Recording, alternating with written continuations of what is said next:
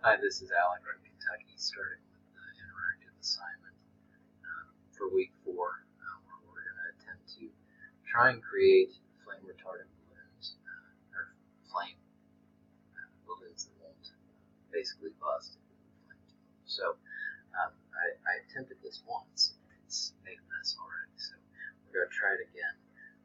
So real quickly, I'm going to try to blow up one of these balloons here. We're going to actually blow a couple up. First will be one that is just filled with air, and then the next one's going to have some water in it. So we'll explain what's going on with each of those here.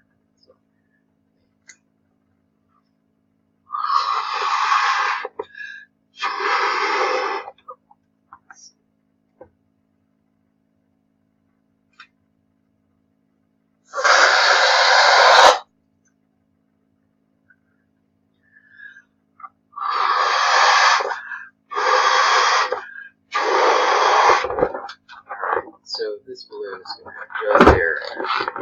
And with that, what we're going to do is hold a lighter. I have a lighter here with me, just to see what happens when a flame is held up to just a balloon with air. So the air being the CO2 or the exhaled air from me.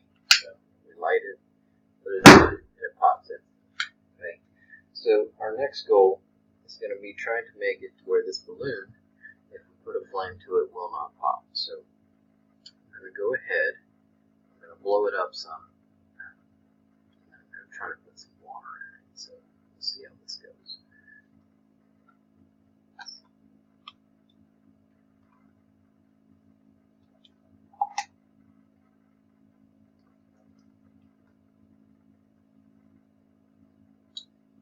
So I'm just using a water bottle to pour this in right now. The last time I did this, quite poorly. Exploded water everywhere. We are going to try and see if we can get that water in here to stay.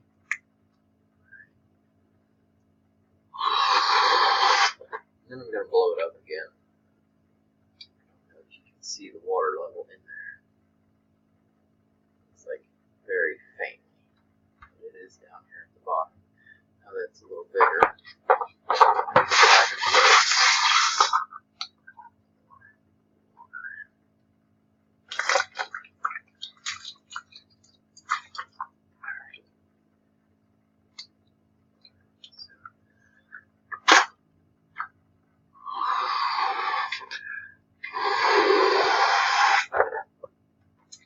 So we've got this yellow balloon. It's got a combination of water and also the exhaled air like the other balloon. The question here is going to be whether or not the balloon will be able to avoid popping once we place the flame to it. Okay, so we're going to try it, see where it goes. Okay, so again, the lighter.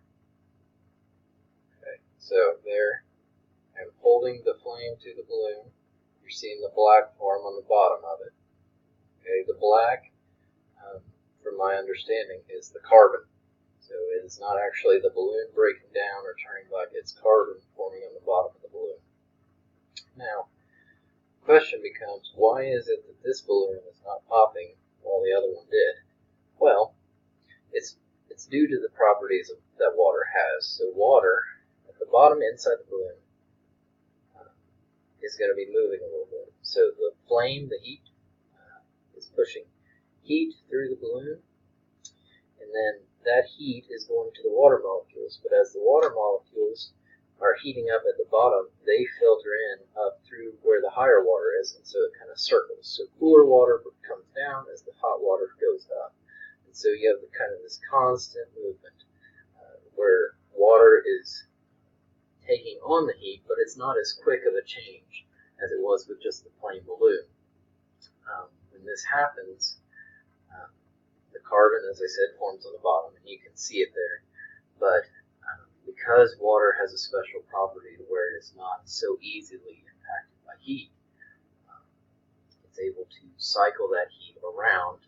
Now, over time, the temperature of the water will increase to a point, but it is much slower than, say, just regular air passing through. So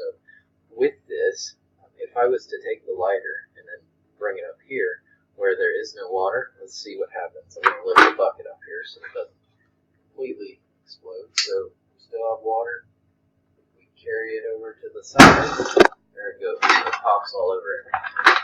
And that's again because where the water is not, I'm trying to clean up a little bit while I'm talking. Where the water is not going to be inside the balloon, it's not going to be able to filter the heat the way that it does when it's directly near it, because that heat, instead of passing through the water molecules, is actually going straight into where the air is. So the melting point is really high up there, whereas it's going to be less where the water is going to kind of keep it in check. So this is important when you think about just our human biology. So when we're 70% water, obviously it's very important for us to be able to maintain temperature.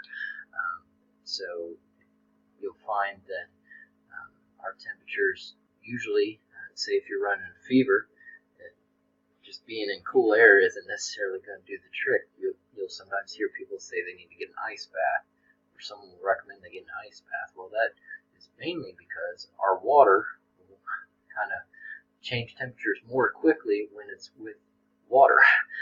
So getting in a colder water bath is going to bring that water temperature down much more quickly. Another kind of cool thing that makes this kind of more relevant that I came across while preparing for this was that so forest fires that are happening, one of the things that they've been doing is designing these foams that they will spray on the sides of houses.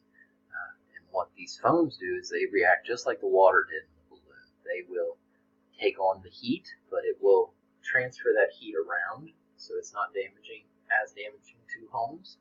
And the idea is if they can slow the heat down to where the house isn't going to catch fire so quickly, firefighters have a more likely chance of being able to get there and stop the fire before it causes too much damage. So kind of cool applications for this.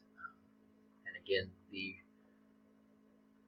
balloon itself, when it explodes, it's because there's a specific heat at which that's going to happen. So water has a specific heat that it reaches. If we were to have a higher amount of water in the balloon, it would take longer for that heat capacity to exceed. So we had very little water in the balloon I had, mainly because I couldn't get it anywhere in there. But if we had a higher amount, that would elongate or extend the amount of time it would take for the water temperature to rise. So the heat capacity would increase. So that is all for this one. I'm going to clean up, but thank you for your time.